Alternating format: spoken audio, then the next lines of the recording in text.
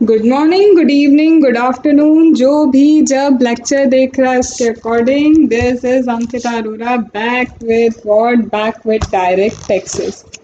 Ma'am direct taxes में अब क्या कराने वाले हो? तो डायरेक्ट टैक्सेस में अब हम एक टॉपिक कवर करेंगे और टॉपिक का नाम क्या है? टॉपिक का नाम है time limit for completion of assessments और रीअसेसमेंट। अलग अलग जगह पे अलग अलग टाइम लिमिट दिए हैं for the completion of assessment, for the completion of reassessment. तो हम सबसे पहले अब वो कवर करते हैं। तो यहाँ सबसे पहले अगर हम बात करें, किसकी बात करते हैं? हम सबसे पहले बात करते हैं section number 153, section number 153 sub section 1। Section number 153 sub section 1 किसके बारे में बोलता है? ये कहता है time limit for completion of assessment under section 143 sub section 3, that is scrutiny assessment, और अंडर सेक्शन 144। यहाँ पे पूरी की पूरी बात किससे रिलेटेड हो रही है? यहाँ पे पूरी की पूरी बात हो रही है completion of time, completion of assessment से रिलेटेड। तो आप हेडिंग डाल लेना। क्या हेडिंग डालोगे? आप हेडिंग डालेंगे completion time limit for the completion of assessment. तो सबसे पहले हम 153 सबसेक्शन 1 पे आ गए हैं। अब यहाँ पे क्या दिया है? If I talk about 143 subsection 1 or 144 is best judgment assessment and scrutiny assessment। तो यहाँ ऑलरेडी आपको पता है टाइम लिमिट क्या है कि नो ऑर्डर, क्या लिखेंगे आप? No order of assessment, no order of assessment can be passed. Assessment order कब तक पास नहीं हो सकता?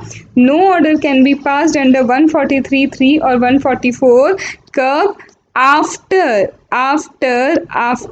expiry, after the expiry of 12 months, after the expiry of 12 months। कहाँ से 12 months? यहाँ पे अब आप क्या लिखेंगे? 12 months from the end of the month, 12 months from the end of the relevant assessment year। from यहाँ पे क्या लिखेंगे? यस, आप अलग कलर से ही लिखेंगे, from end of relevant assessment year. तो ये हो गया आपका 153 सबसेक्शन 1। 153 सबसेक्शन 1 टाइम लिमिट बताता है असेसमेंट कंप्लीशन का under scrutiny and best judgment कि 12 मंथ्स के अंदर रेलिवेंट असेसमेंट ईयर एंड होने से 12 मंथ्स के अंदर क्या हो जाना चाहिए? कंप्लीशन हो जाना चाहिए किसका? हमारे असेसमेंट का। एक छोटा सा, बहुत छोटा सा एग्जाम्पल मैं आपको यहाँ पे बताती हूँ। देखो डिटेल लेक्चर है तो आप समझो कि आपको एक एक चीज़ मैं प्रॉपरली बताने की कोशिश कर रही हूँ। थोड़ा टाइम लगेगा बट आपको या तो टाइमिंग देख लो या फिर रश कर लो, ऑप्शन आपका है।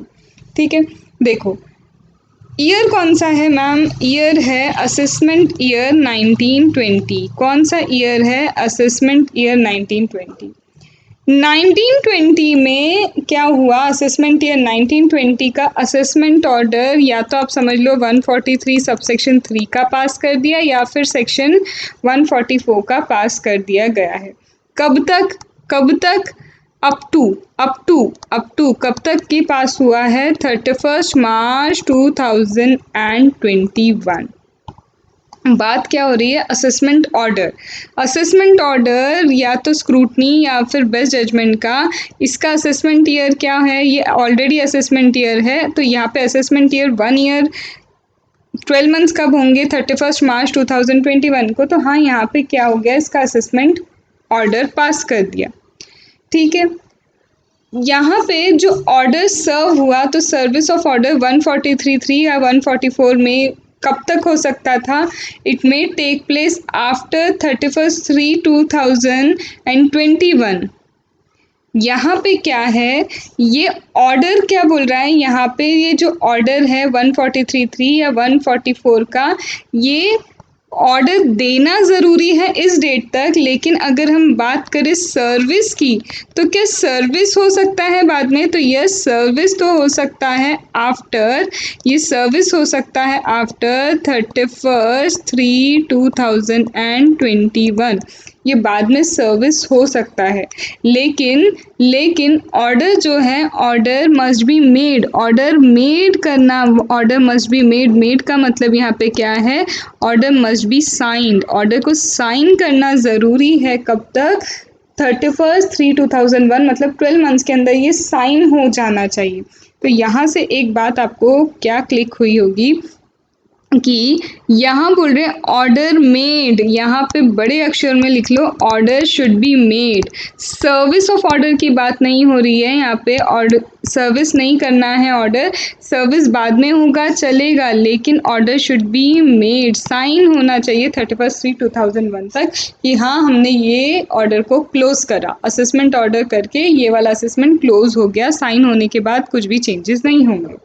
ठीक है, अब आगे बढ़ें। यस मैम, एक ऑप्शन, एक और इलस्ट्रेशन ले लें। यस मैम, एक और ले लेते हैं। फिर से हम लेते हैं कौन सा इलस्ट्रेशन, हम लेते हैं इलस्ट्रेशन असेसमेंट ईयर, यहाँ पे है आपका फिर से 1920।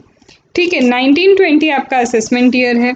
आपकी जो रिटर्न फाइलिंग की ड्यू डेट है, ड्यू डेट किसकी, due date of return filing, due date of return filing आपकी 30 सितंबर है। कितनी है? 30 सितंबर 2019 है। ठीक है, असेसी ने क्या किया, असेसी ने रिटर्न फाइल कब किया? 31/3/2020। क्या मैं बोल सकती हूँ ये 139 subsection 4 that is belated return है? यस मैम, बोल सकते हो।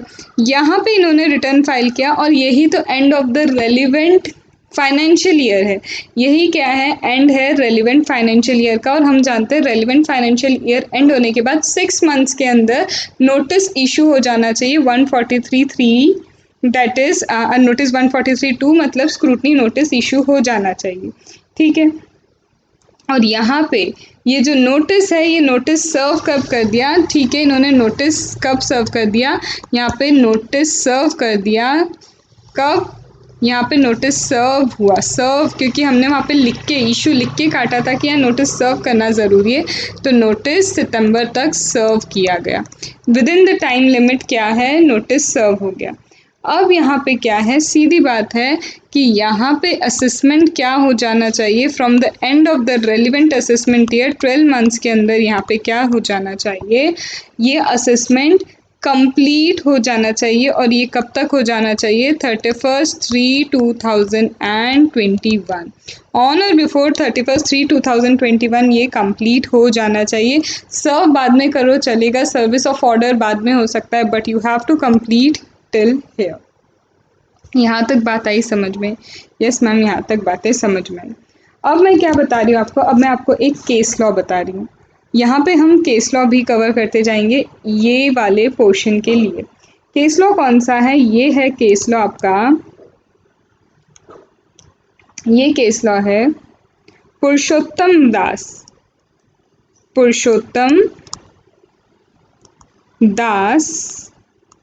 टी पटेल। ये केस लॉ पुरुषोत्तम दास किसका है? पुरुषोत्तम दास टी पटेल का है। केस लॉ क्या है? बड़े ध्यान से सुनना। ये है कौन? एओ। ये है कौन? एओ। ठीक है, असेसिंग ऑफिसर ने क्या किया? असेसिंग ऑफिसर ने असेसमेंट ऑर्डर पास किया। यहाँ ध्यान रखो, यहाँ असेसमेंट ऑर्डर बोल रहे हैं। असेसी ने, एओ ने क्या किया? असेसमेंट ऑर्डर 143 सबसेक्शन 3 का क्या किया? पास किया। कब? 31 मार्च 2021 को। इस असेसमेंट ईयर क्या था? 1920 असेसमेंट ईयर था। ठीक है, यहाँ तक इन्होंने पास आउट कर लिया है, बहुत बढ़िया, कोई बात नहीं। लेकिन ये जो ऑर्डर है, ऑर्डर सर्व कब हुआ? ये जो ऑर्डर है, ये ऑर्डर को सर्व किया, कब सर्व किया?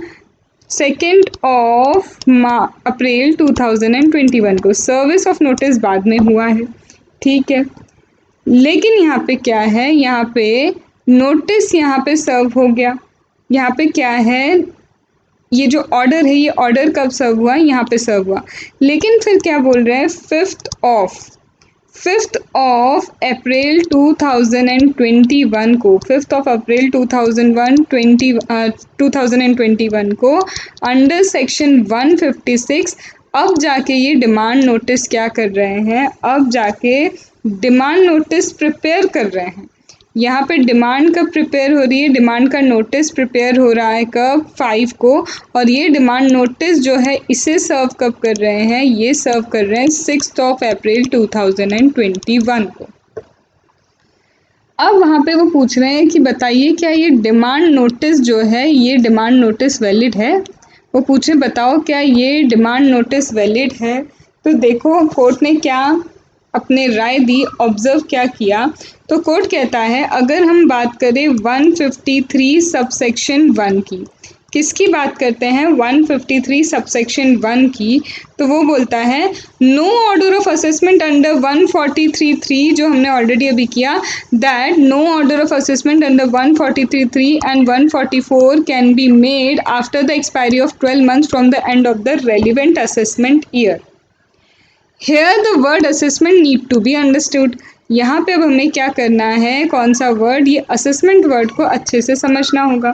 तो असेसमेंट वर्ड का मतलब क्या है, assessment word is a process. Assessment word क्या है, assessment word is a process, it is an integrated process. It is what, it is an integrated process जहाँ पे ना सिर्फ डिटरमाइन करना है, जहाँ पे क्या है, ना सिर्फ डिटरमाइन करना है टोटल इनकम, यहाँ पे सिर्फ टोटल इनकम डिटरमाइन नहीं करना बल्कि डिटरमाइन करना है क्या, टैक्सेस भी डिटरमाइन करना है। यहाँ पे क्या डिटरमाइन करना है, टैक्सेस भी डिटरमाइन करना है। देयरफॉर जब तक टोटल इनकम के साथ टैक्स डिटरमाइन नहीं हो जाता, जब तक क्या है, unless the total income is determined and tax is levied, it can not be said that, यहाँ पे नहीं बोल सकते आप, it can not be said that assessment क्या है, कंप्लीट है। क्योंकि असेसमेंट तभी कंप्लीट होगा, असेसमेंट सिर्फ तभी कंप्लीट होगा जब टोटल इनकम के साथ टैक्सेस लेवी कर दिए होंगे, तभी कंप्लीट होगा।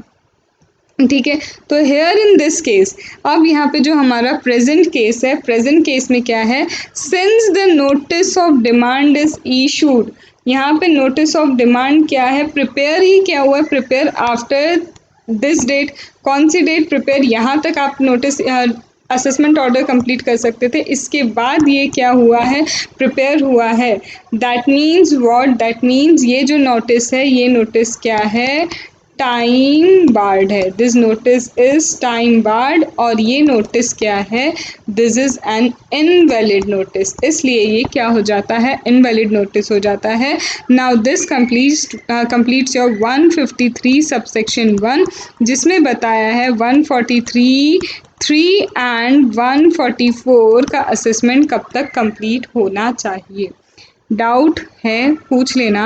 हम ये वाला पूरा जो चैप्टर है बहुत सारे एग्जाम्पल्स के साथ करेंगे प्लस केस लॉ के साथ करेंगे। 1-1.5 घंटा लग सकता है लेकिन कंप्लीशन पूरा होगा, दैट इज़ माय गारंटी। ठीक है, यस मैम, आगे बढ़ जाएं। यस मैम, अब आते हैं हम किस पे, अब आते हैं हम 153 सबसेक्शन 2। किस पे आते हैं हम, अब आते हैं 153 सबसेक्शन 2 पे।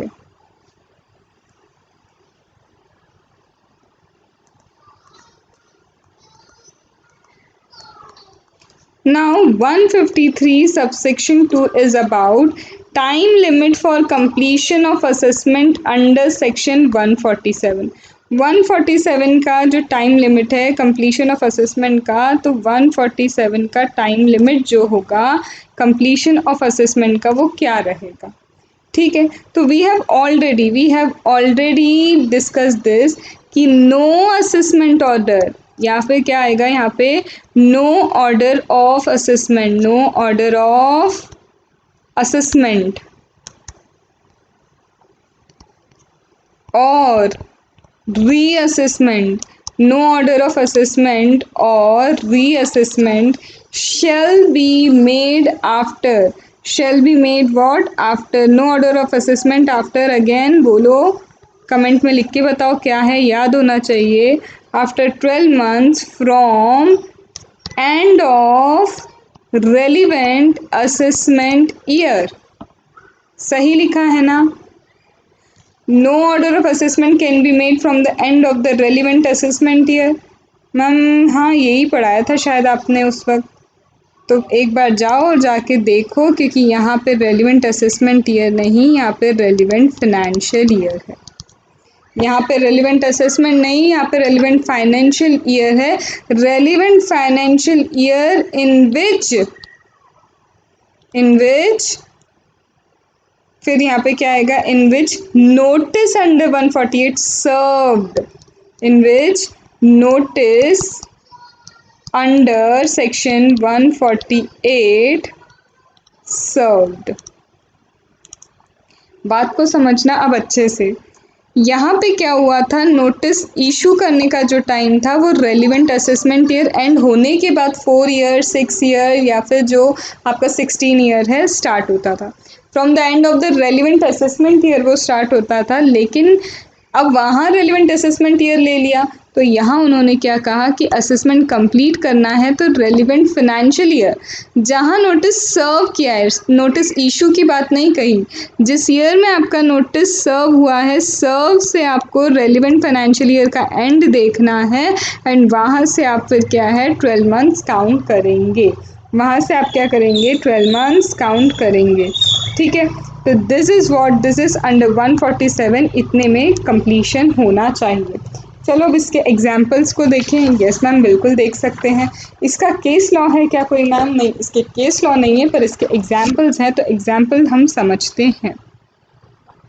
एग्जाम्पल में सबसे पहला एग्जाम्पल असेसमेंट ईयर 12-13 लेते हैं।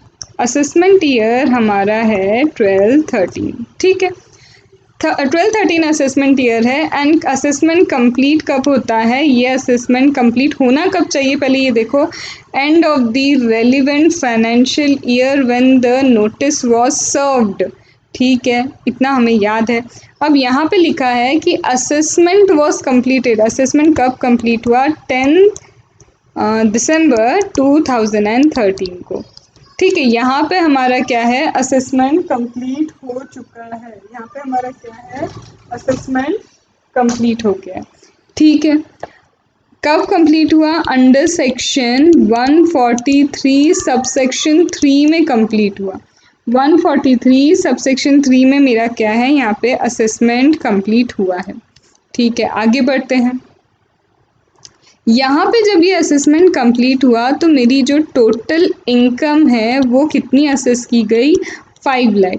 इनकम कितनी असेस की गई, 5 लाख असेस की गई। So for assessment year 12-13 assessment was completed on 10th of December 2013 under section 143 subsection 3 assessing the income to be 5 lakh।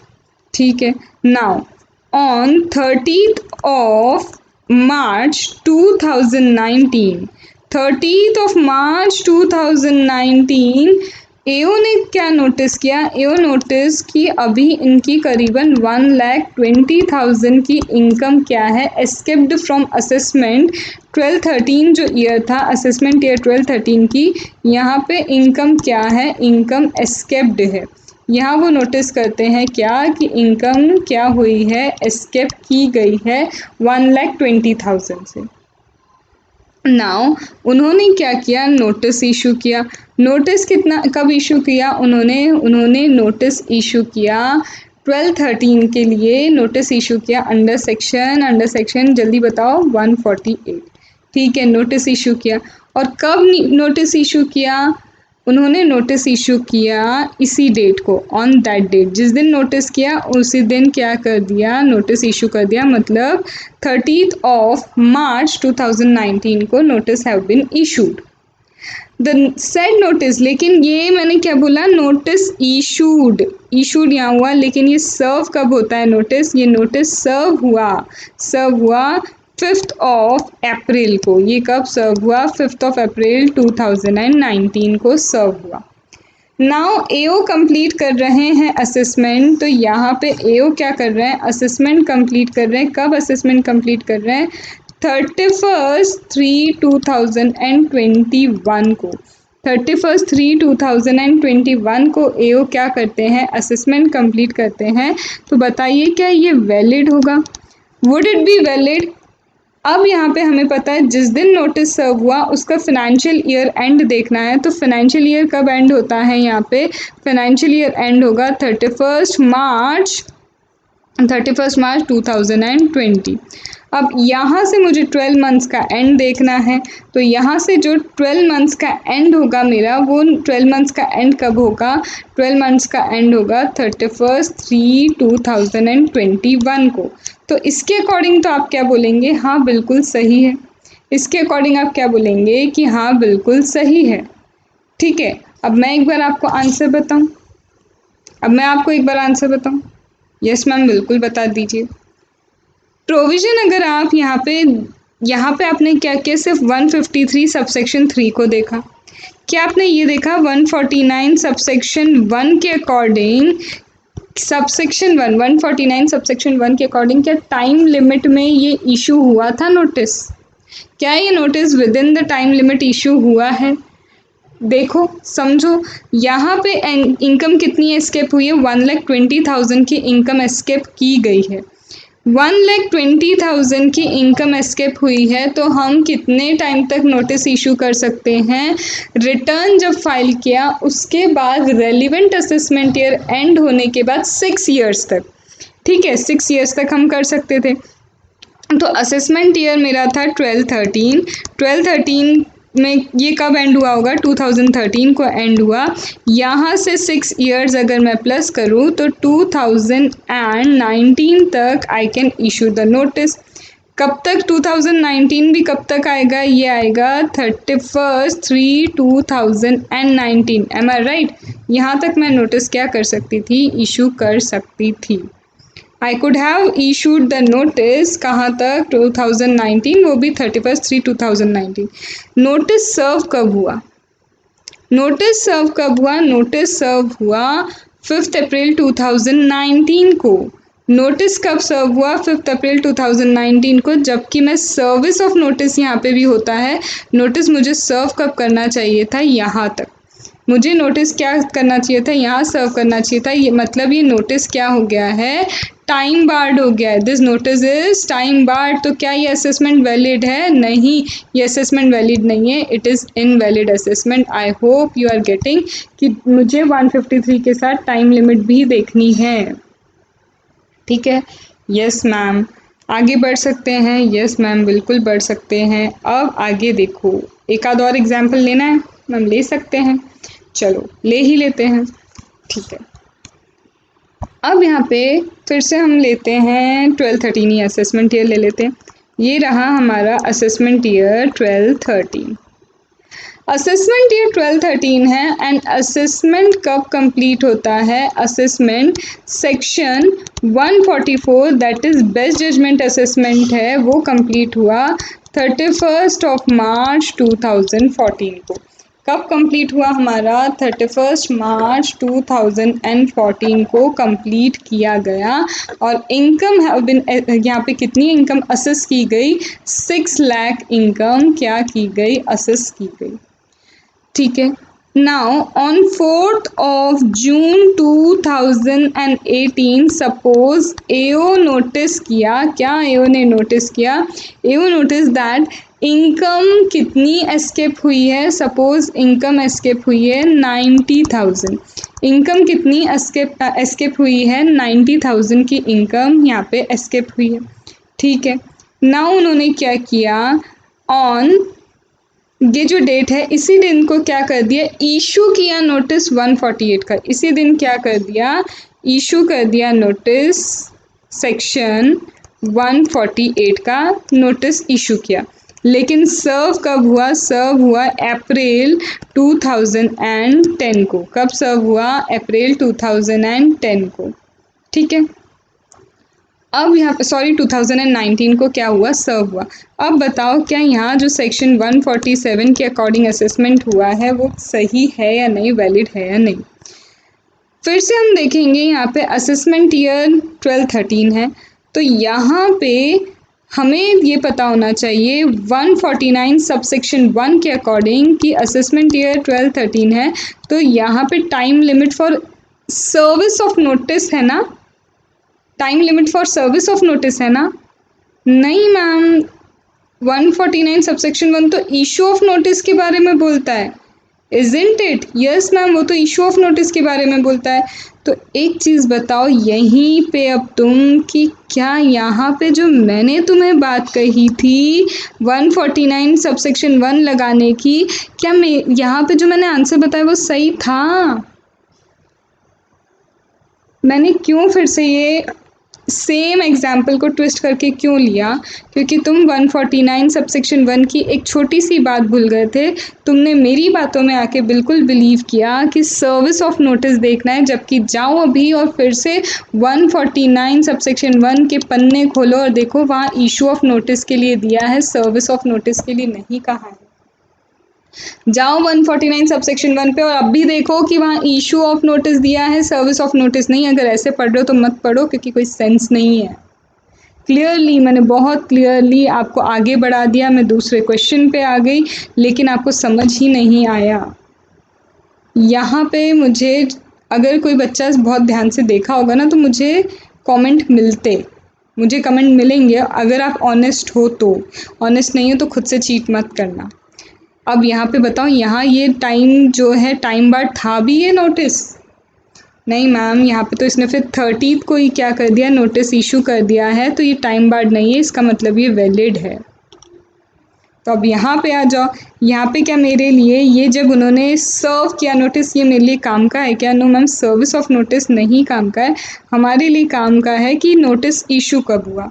दूसरी चीज़ ये कि यहाँ पे सिर्फ 90,000 की इनकम एस्केप हुई है, मतलब 4 इयर्स के अंदर यहाँ पे क्या हो जाना चाहिए, नोटिस इशू हो जाना चाहिए। तो 4 इयर्स मतलब 31/3/2017 तक ये क्या हो जाना चाहिए, 31/3/2017 तक कहीं ना कहीं नोटिस हमारा इशू हो जाना चाहिए। एक बार और बोल रही हूँ, ध्यान से समझो, ध्यान से देखो क्या सही है, क्या यहाँ पे जो मैं बोल रही हूँ सही है। मुझ पे ट्रस्ट मत करो, क्योंकि मैं 149 सबसेक्शन 1 बहुत अच्छे से बता चुकी हूँ, टाइम लिमिट भी आपको बता चुकी हूँ। देखो यहाँ पे 4 इयर्स ही है, यस मैम 4 इयर्स ही था, 4 इयर्स था, और असेसमेंट ईयर 12-13 है, तो यहाँ पे 4 years from the end of the assessment year तक हम क्या कर सकते हैं, नोटिस इशू कर सकते हैं। तो 4 इयर्स मतलब यस 31 मार्च 2017 तक हम नोटिस इशू कर सकते हैं। और यहाँ नोटिस जो इशू हो रहा है 4 जून 2018 को हो रहा है, मतलब आफ्टर 4 इयर्स। तो यहाँ ये नोटिस जो है, ये नोटिस एग्जैक्टली यहाँ मैम टाइम बार्ड है, और ये एक्चुअल में इनवैलिड असेसमेंट है। ये एक्चुअल में मैम क्या है, इनवैलिड असेसमेंट है। आइए अब बात समझ में। यस मैम, यहाँ पे हमें बातें समझ में आ गई, और ये पॉइंट अब हमें हमेशा याद रहेगा कि ये इशू ऑफ नोटिस के लिए है, ना कि सर्विस ऑफ नोटिस के लिए। आगे बढ़ जाएं? यस मैम, बिल्कुल आगे बढ़ सकते हैं।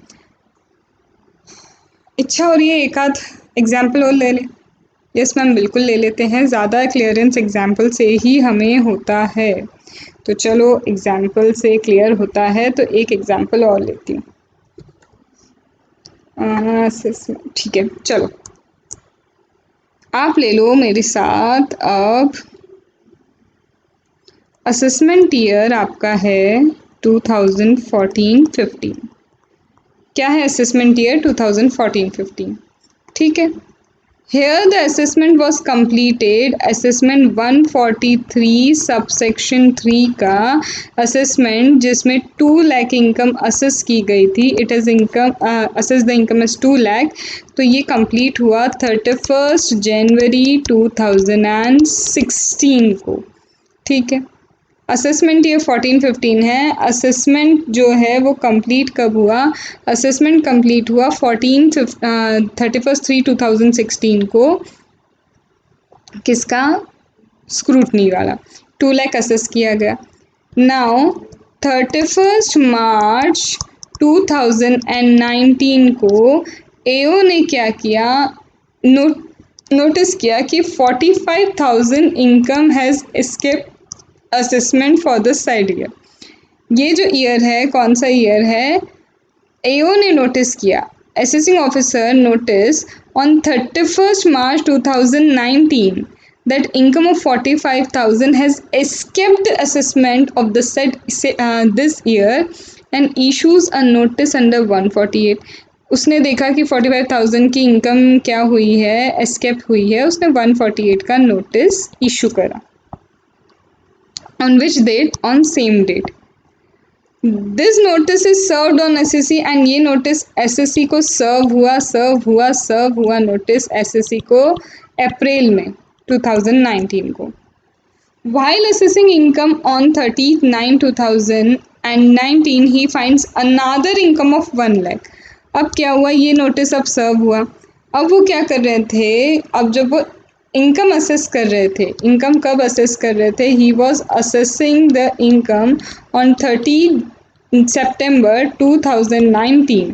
30 सितंबर 2019 को जब इनकम असेस हुई तो पता चला अनादर 1 लाख की इनकम क्या है, एस्केप्ड फ्रॉम असेसमेंट।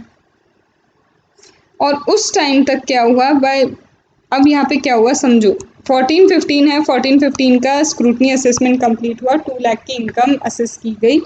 देन यहाँ पे ये कंप्लीट हुआ इस डेट को। फिर 2019 को पता चला 45,000 की क्या है, एस्केपमेंट है। नोटिस सर्व इस डेट को हुआ और इशू यहीं पे हो गया था। असेस किया 30/9/2019 को कि अनादर 1 लाख की इनकम क्या है, 1 लाख की इनकम अनादर क्या है, एस्केप हुई है। अब ये बताओ सेक्शन 147 के अकॉर्डिंग, सेक्शन 147 के अकॉर्डिंग टाइम लिमिट क्या है? What is the time limit for issue of notice? तो अगर तुम यहाँ पे सेक्शन 149 सबसेक्शन 1 लगाओगे तो नोटिस कब तक इशू हो जाना चाहिए, तो हम बोले तो यहाँ पे अगर हम 4 इयर्स प्लस करें, क्यों मैम 4 इयर्स? क्योंकि 45,000 की ही इनकम एस्केप हुई है, that is less than 1 lakh. तो यहाँ पे इसका मतलब 31/3/2019 तक हमारा क्या हो जाना चाहिए था, इशू हो जाना चाहिए नोटिस। बट हेयर क्या हुआ है, यहाँ पे नोटिस कब इशू हुआ है मैम? नोटिस भी यहाँ पे सेम डेट को इशू हुआ है, तो ये तो वैलिड है। Yes it is what, valid notice. Now reassessment 147 का कंप्लीट कब होगा? तो यहाँ पे मैम रीअसेसमेंट कंप्लीट होगा 31/3/2019 20 को।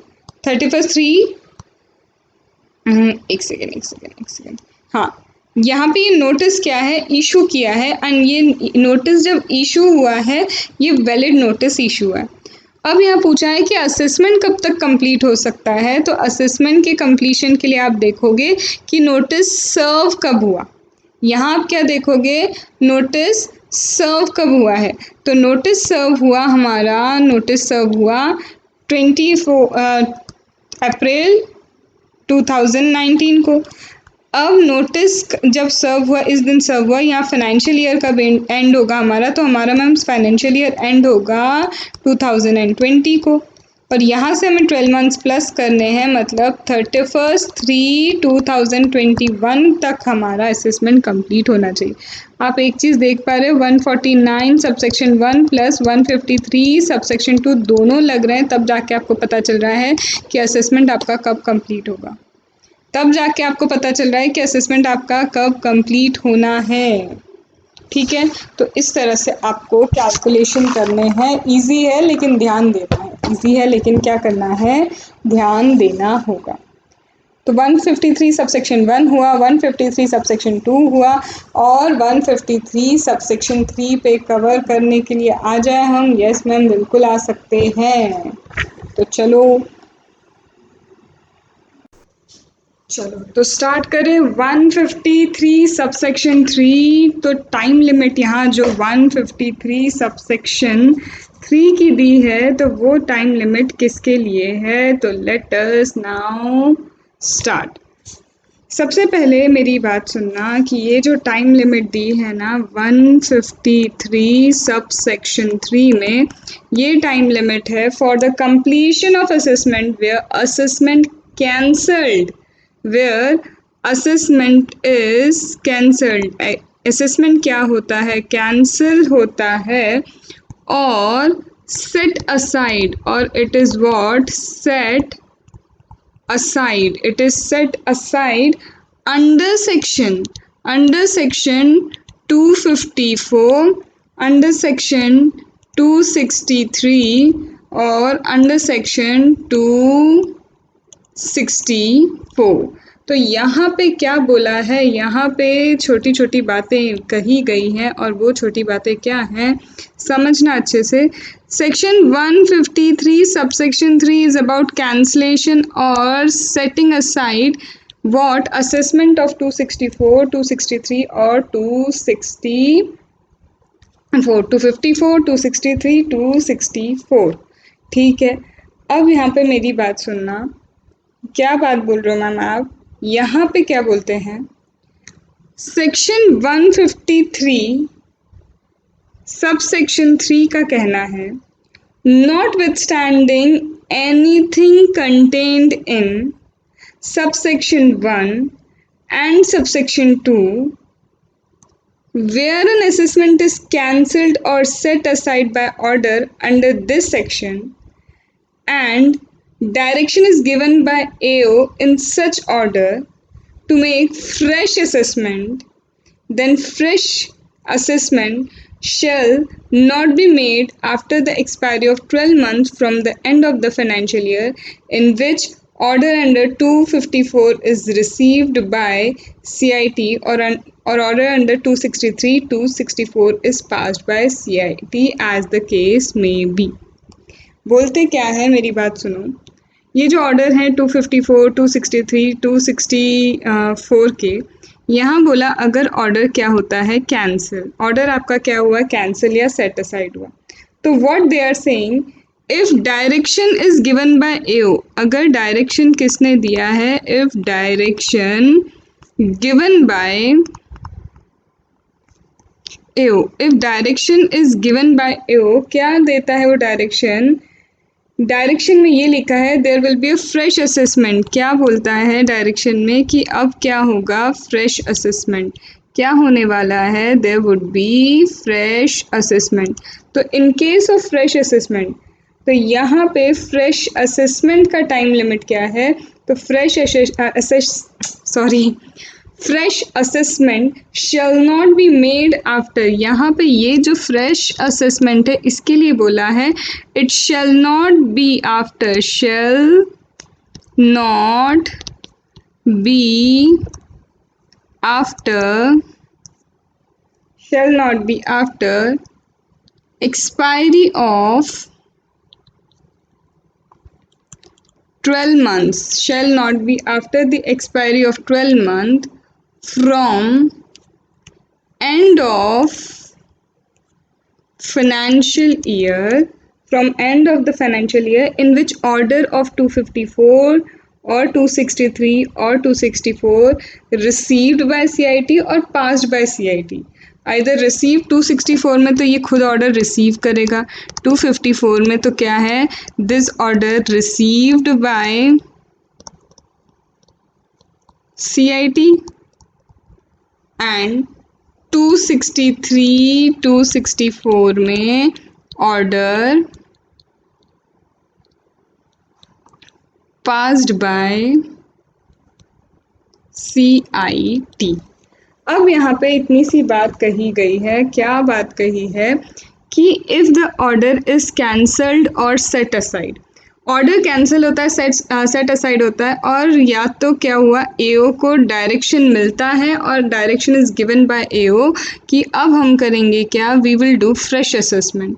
तो जिस ईयर में यहाँ पे जब भी क्या हुआ है, फ्रेश असेसमेंट का क्या आया है, ऑर्डर या डायरेक्शन आया है, फ्रेश असेसमेंट जो है, फ्रेश असेसमेंट का जो ऑर्डर आया है, जो डायरेक्शन रिसीव हुआ है, आइदर रिसीव बाय CIT और पास बाय CIT, तो वहाँ पे end of that year, end of financial year, वहाँ पे आपको क्या देखना है, सच फ्रेश असेसमेंट, वो जो फ्रेश असेसमेंट है, शैल नॉट बी आफ्टर, वो 12 मंथ्स के बाद नहीं हो सकता, और 12 मंथ्स कहाँ से काउंट होंगे, from end of the financial year, from what, from end of the financial year, जब ये ऑर्डर आइदर पास किया था या रिसीव किया गया था, जिस ईयर में ऑर्डर पास और रिसीव हुआ है बाय CIT, उस ईयर का फाइनेंशियल ईयर एंड होगा और वहाँ से हम 12 मंथ्स काउंट करेंगे।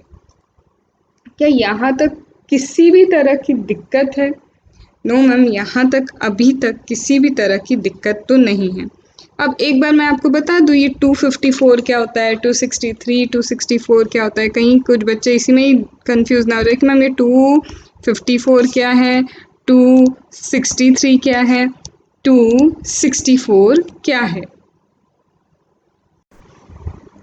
ये जो है 254 क्या है, 254 is about order of appellate tribunal. यहाँ पे 254 क्या है, 254 में ऑर्डर ऑफ अपीलेट ट्रिब्यूनल। तो यहाँ ये ऑर्डर रिसीव करेगा सीआईटी, अपीलेट ट्रिब्यूनल का कोई ऑर्डर रिसीव हुआ तो रिसीव के बेसिस पे फ्रेश असेसमेंट हो सकता है। तो फ्रेश असेसमेंट 12 मंथ्स के टाइम दिया है। Then 263 is revision of order, तो ऑर्डर का रिविजन तो खुद सीआईटी भी कर सकता है, तो revision of order. And what is this 264, तो 264 is again revision of other order. It is what again revision, but if revision of what other order। तो यहाँ पे कहीं ना कहीं CIT इन्वॉल्व हो सकता है, यहाँ पे क्या है, CIT इन्वॉल्व हो सकता है। तो दिस इज वॉट 153 सबसेक्शन 3। अब यहाँ पे आपने समझा। अब आगे मैं आपको इसके क्या बताती हूँ, कुछ इलस्ट्रेशंस, ठीक है। अब यहाँ सबसे पहले की पॉइंट्स आप क्या नोटिस करना, यहाँ पे मैं कुछ की पॉइंट्स बता रही हूँ, वो नोटिस करना। वो क्या है, सबसे पहले है CIT अपील। यहाँ पे सिर्फ लिखा है CIT, यहाँ क्या लिखा है, only CIT has been return. इसका मतलब CIT अपील जो है, CIT अपील कैनॉट कैंसिल और set aside the assessment and refer it back to AO for fresh assessment। CIT appeal क्या नहीं कर सकते, CIT अपील ना तो कैंसिल कर सकते हैं असेसमेंट और ना ही क्या कर सकते हैं, सेट असाइड कर सकते हैं। Cannot cancel, cannot set aside, इसका मतलब रेफर बैक भी नहीं कर सकते वो क्या, असेसमेंट को for fresh assessment to AO। क्योंकि यहाँ CIT लिखा है, CIT अपील की तो बात ही नहीं की है, तो CIT appeal can not do so. क्या ये बात समझ में आई? यस मैम, ये बात समझ में आई।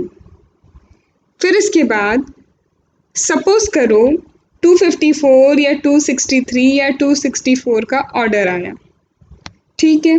इफ बाय एन ऑर्डर जो क्या है 254, 63 या 64 में आता है, असेसमेंट कैंसिल या सेट असाइड होता है एंड फ्रेश असेसमेंट का डायरेक्शन दिया जाता है आपको।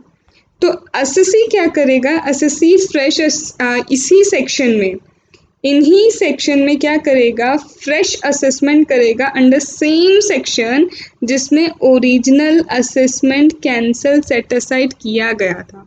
मैम नहीं समझ में आया, क्या मतलब है, सुनो। इफ बाय एन ऑर्डर, आपको क्या आया, एक ऑर्डर आया। इफ बाय एन ऑर्डर, और ऑर्डर कहाँ आता है हमें, कौन से सेक्शन में, आइदर इन 254 और इन 263 और इन 264। You received an order either in 254, 263, 264 and this assessment is cancelled. अब यहाँ पे क्या है, असेसमेंट कैंसिल और सेट असाइड किया जाता है and order is given for fresh assessment. Order भी आया कि क्या करना है, फ्रेश असेसमेंट करना है। You receive an order for fresh assessment. यहाँ तक बात समझ में आई? यस मैम, यहाँ तक समझ में। नाउ यहाँ पे इस केस में व्हाट AO विल डू, यहाँ पे in this case what AO will do, AO shall बोल रही हूँ मैं, AO shall make this fresh assessment under same section। ये fresh assessment same section में होगा, under same section जिसमें ओरिजिनल असेसमेंट किया गया था। ओरिजिनल असेसमेंट जिन सेक्शंस में हो रहा था और जिन सेक्शन का ओरिजिनल असेसमेंट कैंसिल या सेट असाइड हुआ था, फ्रेश असेसमेंट उन्हीं सेक्शंस में किया जाएगा।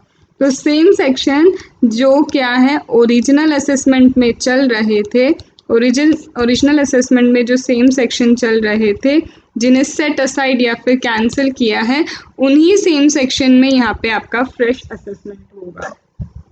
क्या बातें आई समझ में? यस मैम, बिल्कुल आई है। क्या मैं थर्ड नंबर की बात भी आपको बता दूँ? यस मैम, आप थर्ड नंबर की बात भी बता दो। अब यहाँ पे थर्ड नंबर की बात सुनो। अगर आप फ्रेश असेसमेंट कर रहे हैं 254, 263 और 264 का फ्रेश असेसमेंट कर रहे हैं, तो यहाँ पे याद रखो, for making fresh assessment, for what? Making fresh assessment under section what? Under section to give effect to the order, under section to give effect to the order. आप किसको इफेक्ट में लाना चाहते हैं? To give effect to the order under section 254, 263, 264। देखो यहाँ मैं थोड़ा अल्ट्रा स्लो जा रही हूँ बिकॉज ये चीज़ें 101% बहुत सारे बच्चे स्किप करते हैं, so I can't take a risk, इसलिए यहाँ अल्ट्रा स्लो, यही रीज़न है। आप स्पीड बढ़ा लेना, वीडियो की देख लेना, लेकिन यहाँ मैं ऐसे समझा रही हूँ जैसे आप पहली बार समझ रहे हो। तो यहाँ पे 254, 263, 264 जो है फ्रेश असेसमेंट इन ऑर्डर के इफेक्ट में आपको फ्रेश असेसमेंट करना है। तो एक चीज़ याद रखो, नोटिस अगर आपने इशू किया था, इफ़ नोटिस क्या है, नोटिस कहाँ इशू हुए थे? इफ़ नोटिस 143 सबसेक्शन 2 का नोटिस इशू हुआ था, आइदर 144 का नोटिस या फिर 148 का नोटिस इशू हुआ था, तो now it is not required to be issued again. अब फिर से ये नोटिस इशू करने की ज़रूरत नहीं है, because previous notice that were issued for original assessment, ये जो नोटिस प्रीवियसली इशू हुए थे किसके लिए? ओरिजिनल असेसमेंट के लिए, स्टिल वैलिड है, ये फिर भी क्या है? अभी भी वैलिड है। तो दिस इज 143 सबसेक्शन 3। सबसे पहले फ्रेश असेसमेंट जिस ईयर में ऑर्डर पास हुआ है फ्रेश असेसमेंट का, उसके फाइनेंशियल ईयर एंड होने से 12 मंथ्स के अंदर ये ऑर्डर खत्म हो जाना चाहिए। CIT appeal can not set aside और कैंसिल और refer back the case. Order जो है फ्रेश असेसमेंट में जो सेक्शंस ओरिजिनल असेसमेंट के सेक्शन है उसी सेक्शंस में फ्रेश असेसमेंट होगा, एंड फ्रेश असेसमेंट के टाइम आपको फिर से 143 सबसेक्शन 2, 144 और 148 का नोटिस इशू करने की ज़रूरत नहीं है, because it is what? Still valid, वो अभी भी क्या है? वैलिड है। आया? यस मैम, बिल्कुल आ गया। Moving forward to illustration. Yes ma'am, moving forward to illustration. लेते हैं हम इलस्ट्रेशन। असेसमेंट ईयर आपका ले लो 11 एंड 12, ठीक है। This is your assessment year 11, 12। Assessment under section 143 subsection 3 आपने किया, 143 सबसेक्शन 3 का असेसमेंट हुआ, ठीक है। And here 20 lakh return income consider करी थी किसने? SSC ने कहा था कि मेरी इनकम 20 लाख है, बट जब ये असेसमेंट हुआ तो 30 लाख इनकम कंसिडर की गई, ठीक है। ये SSC ने दी थी, यहाँ पे असेसमेंट कंप्लीट होने के बाद 30 लाख मानी। SSC filed an appeal to CIT appeal who confirmed the addition. ये SSC जो है, ये SSC कहाँ जाता है? CIT अपील के पास जाते हैं। कहाँ जाते हैं? CIT अपील के पास। लेकिन CIT अपील ने कंफर्म किया एडिशन, कोई दिक्कत नहीं है, उन्होंने क्या कहा? कंफर्म्ड है, 30 लाख ही होना चाहिए। SSC फिर आगे गए, SSC कहाँ गए? ITET के पास जाते हैं, ITET को अपील किया। फर्दर गए, फर्दर जाके किसको? ITET को अपील किया। एंड क्या हुआ? ऑर्डर कब आया? ITET का ऑर्डर आया 29 मार्च 2019 को। 29 मार्च 2019 को ऑर्डर आया और कैंसिल कर दिया गया असेसमेंट, और ऑर्डर किया किसको? AO को यहाँ पे ऑर्डर किया कि क्या करो भैया? फ्रेश असेसमेंट करो। आप क्या करिए? आप फ्रेश असेसमेंट करिए। यहाँ पे CIT अपील तो फ्रेश असेसमेंट बोल ही नहीं सकता था, एक ही लेवल पे जो है वहाँ पे फ्रेश असेसमेंट नहीं हो सकता था। इन्होंने ऑर्डर किया कि भाई फ्रेश असेसमेंट होना चाहिए। रिसीव कब हुआ ऑर्डर? यहाँ पे ये जो AO है, AO को ये ऑर्डर रिसीव हुआ, लेकिन कब रिसीव हुआ AO को ऑर्डर?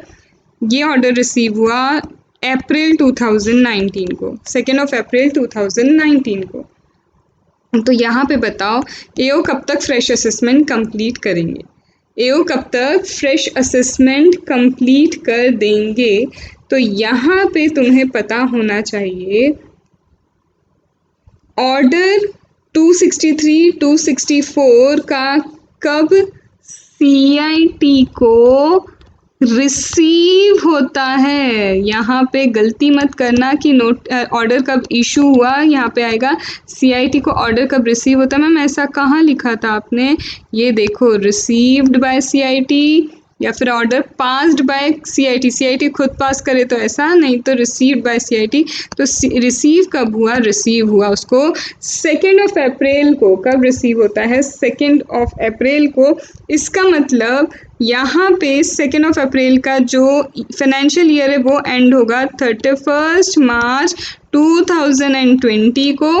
और इसमें जब हम 12 मंथ्स जोड़ देंगे तो इसका मतलब 31 मार्च 2021 21 तक क्या है, ऑन और बिफोर 21। यहाँ पे यही सेक्शन 143 सबसेक्शन 3 में जो असेसमेंट चल रहा था इसका फ्रेश असेसमेंट हो जाना चाहिए on or before this date. आई बात है समझ में? Yes ma'am, on or before this date आपका यहाँ पे क्या हो जाना चाहिए, असेसमेंट हो जाना चाहिए। एक और, यस मैम बिल्कुल, एक और एग्जाम्पल। समझ में आ रहा है या नहीं ये भी बताते जाना भैया। पता चल रहा है मैं इतनी मेहनत कर रही हूँ, तुम लोग को एक एक चीज़ समझा रही हूँ और तुम ठीक है आ रहा है नहीं आ रहा है कर रहे हो। क्योंकि देखो ये चैप्टर मैंने पहले ही बोला था, असेसमेंट प्रोसीजर बहुत सही चैप्टर है पर इसे सही तरीके से समझना ज़रूरी है। I am trying my best. Give me comments whether they are useful or not. Literally, receiving your good comment makes me motivated. That's why I am giving such kind of videos. तुम देख लेना, गलत लगेगी हो सकता है मेरी language, लेकिन ऑनेस्टली सिंगल पेनी चार्ज ना करते हुए कोई तुम्हें इतना डिटेल नहीं देगा। यू कैन सर्च ओवरऑल पूरा यूट्यूब सर्च कर लो। अगर कोई without charging a single penny, if anyone is providing such detail, although अगर मैं प्रोफेशनली इन चीज़ों को करने जाऊँ तो I can earn a lot। ऐसा नहीं है कि स्टिल मैं अभी अर्न नहीं कर सकती, प्रोफेशनली भी करने जाऊँ तो आई कैन गिव, बट कुछ चीज़ें हैं जो मुझे पहले पूरी करनी है उसके बाद। But still I will never ever charge extra, never ever. जो क्योंकि बहुत सारे स्टूडेंट्स ऐसे होते हैं जो डिज़र्व करते हैं, जिनको चाहिए कि वो अच्छा पढ़े, जस्ट बिकॉज फाइनेंशियल कंडीशन ऐसी नहीं होती है तो वो इतना आगे नहीं पहुंच पाते हैं। मतलब वो अच्छी क्लासेस कई बार इसलिए नहीं कर पाते। तो आई नो दिस थिंग। मेरी स्टोरी जिस दिन बताऊंगी, मैंने बोला है ना I am waiting for a particular day, तो उस दिन आपको मेरी स्टोरी जब मेरी पता चलेगी मैं क्यों इस तरह से सोचती हूँ, you will literally get to know that. चलो आगे का एग्जाम्पल करें। यस मैम बिल्कुल करते हैं। एक और एग्जाम्पल लेते हैं। असेसमेंट ईयर है आपका 16-17। 16-17 is the assessment year, okay. And assessment under 143 ही ले लेते हैं। 143 सबसेक्शन 3 30 लाख रुपीस का हुआ, ठीक है। असेसमेंट कितने पे कंप्लीट हुआ, 30 लाख पे। लेकिन रिटर्न ऑफ इनकम में एसएससी ने क्या दिखाया था, रिटर्न ऑफ इनकम में SSC showed is only 6 lakh, ठीक है। अब यहाँ पे एसएससी है, एसएससी ने क्या किया, एसएससी ने जैसे ही पता चला कि रिटर्न ऑफ इनकम मैंने 6 लाख दी, यहाँ 30 लाख हो गई, तो SSC filed a revision application under 264। यहाँ जो एसएससी है, SSC filed what, under 264 revision application file कर दी।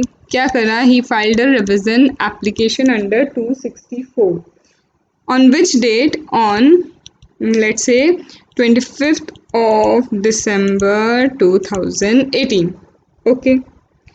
यहाँ पे क्या बोलता है, he contend that assessment was made इन हेजटली करा, मतलब बहुत जल्दबाजी में बस असेसमेंट हो गया, ठीक है। तो क्यों जल्दबाजी में हो गया, क्योंकि टाइम निकलने वाला था, टाइम बार्ड होने वाला था, तो उन्होंने जल्दी जल्दी में बस असेसमेंट करके सारी चीज़ें ख़त्म कर दी, ठीक है। ये बात सुनी गई। अब CIT ने क्या किया, यहाँ पे देखो CIT ने क्या किया बोल रही हूँ। CIT under 264 by his order dated 30 June 2019, CIT ने 30 जून 2019 को ऑर्डर दिया दिया दिया। ऑर्डर इशू किया, यहाँ पे क्या बोला, ऑर्डर दिया, क्या कहा, कैंसिल किया उसने असेसमेंट और एओ को डायरेक्ट किया कि फ्रेश असेसमेंट करो। अब एओ को क्या बोल रहा है, फ्रेश असेसमेंट करना होगा। लेकिन एओ को ये ऑर्डर कब रिसीव होता है, एओ को ये ऑर्डर कब रिसीव होता है, 4 जुलाई 2019। 4 जुलाई 2019 को एओ को रिसीव होता है। अब बताओ असेसमेंट कब कंप्लीट होगा, तो असेसमेंट, फ्रेश असेसमेंट 143 सबसेक्शन 3 में ही कंप्लीट होगा। यहाँ पे अगर 2019 है तो यहाँ पे ईयर कब एंड हो रहा है, 31/3/2020 को फाइनेंशियल ईयर एंड हो रहा है। इसमें 12 मंथ जोड़ेंगे तो ये कितना आ जाएगा, 2021 आ जाएगा। दैट मीन्स 31 मार्च 2021 तक हमें क्या करना है, assessment on or before this date assessment 143 subsection 3 का फ्रेश असेसमेंट रिक्वायर्ड। ठीक है, यस मैम आया। So we have completed 153 subsection 1 in which time limit for assessment under scrutiny and best judgment was given. 153 subsection 2 where 147 का time limit था। 153 subsection 3 जहाँ पे 254, 263, 264 में अगर कुछ ऑर्डर रिसीव होता है या फिर ऑर्डर दिया जाता है थ्रू सीआईटी तो वहाँ पे क्या टाइम लिमिट होगा फ्रेश असेसमेंट के लिए, that has been given. Now moving forward to 153 subsection 4। Now moving forward to what, 153 subsection 4। और ये 153 सबसेक्शन 4 क्या है, increase in time period by 1 year. 1 year से टाइम पीरियड इंक्रीज हो जाता है कुछ केसेस में। अब वो केस क्या है वो हम अभी समझेंगे। मैम इससे 153 के कितने हैं, यहाँ पे 153 सबसेक्शन 5 करना है, इसके बाद हमें और 153 सबसेक्शन 6 करना है। आफ्टर देन दिस आपका असेसमेंट का जो टॉपिक है डीआरपी वगैरह को छोड़ के और छोटे मोटी चीज़ों को छोड़ के असेसमेंट प्रोसीजर आपका कंप्लीट होगा। हम मूव ऑन करेंगे, एक नेक्स्ट वीडियो आपका आएगा, कुछ चीज़ें और होंगी उसमें, उसके बाद हम मूव कर जाएंगे सीधे अपील्स एंड रिविज़न। आपको रेक्टिफिकेशन वाला मुझे करवाना है, 154 करवाना है, डीआरपी करवाना है, उसके बाद there will be yes authorities, information gather करने के लिए क्या क्या सेक्शन है, तो छोटे छोटे सेक्शंस हैं वो उसको मैं एक बार अपने चार्ट से ही आपको करवा दूंगी। उसके बाद we will move to appeals and revision, और अपील्स एंड रिविज़न के बाद सेटलमेंट कमीशन और सर्च एंड सर्वे। ये 3 टॉपिक आपके बड़े बड़े बचते हैं। उसके बाद ओवरऑल अगर आप बोलो तो ओवरऑल असेसमेंट प्रोसीजर कंप्लीटेड। ठीक है, यस मैम। चलो आते हैं 154 सबसेक्शन 4 पे। किस पे आते हैं, 154 subsection 4, 153 I am sorry 153 subsection 4. 153 subsection 4 is increase of time period during 153 subsection 1, 153 subsection 2 and 153 subsection 3 by 1 year. ये कहता है 1 ईयर से टाइम क्या हो जाएगा, एक्सटेंड इंक्रीज हो जाएगा इन case of 153 subsection 1 also, 153 subsection 2 also and 153 subsection 3 also. तीनों के लिए इंक्रीज हो जाएगा।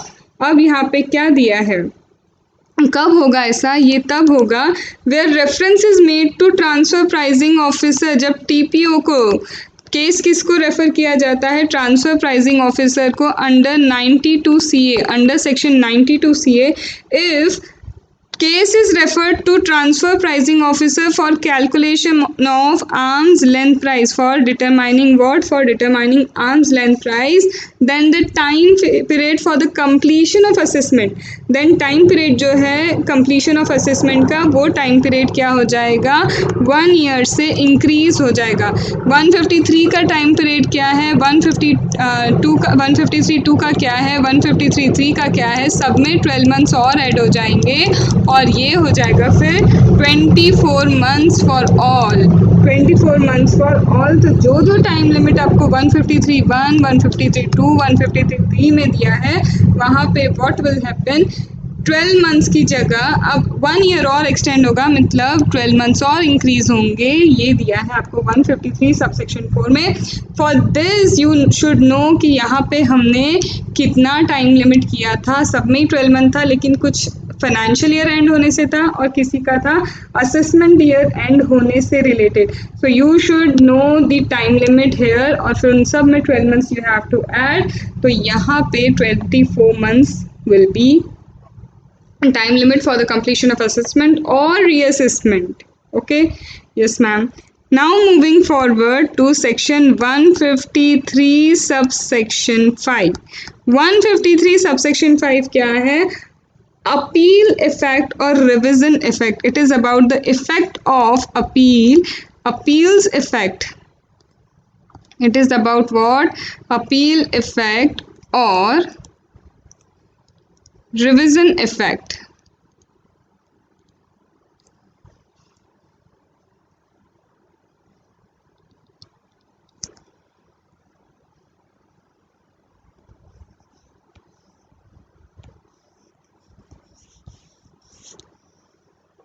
Now 153 सबसेक्शन 5 क्या है, तो कर ले हम आगे इसको। यस मैम, बिल्कुल कर लेते हैं 153 सबसेक्शन 5, और फिर आपको बचता है सिर्फ 153 सबसेक्शन 6।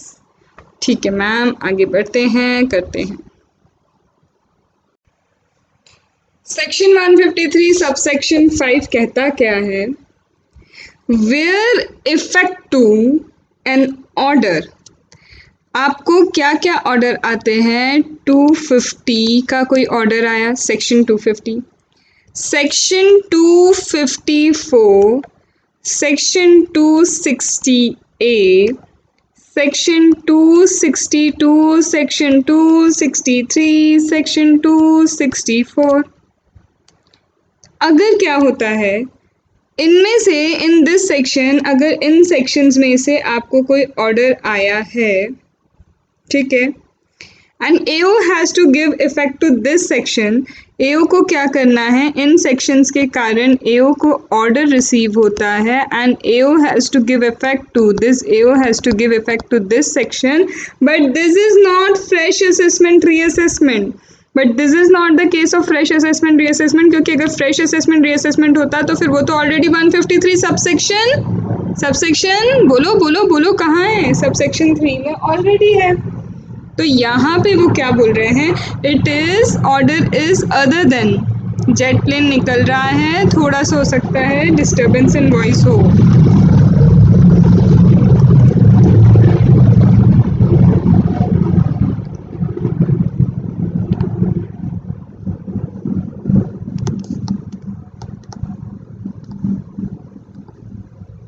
ठीक है, other than fresh assessment reassessment.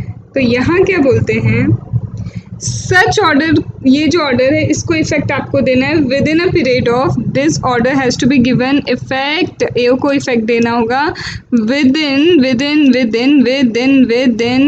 कितना? Within 3 months from the end of the month in which order, 3 months from end of month in which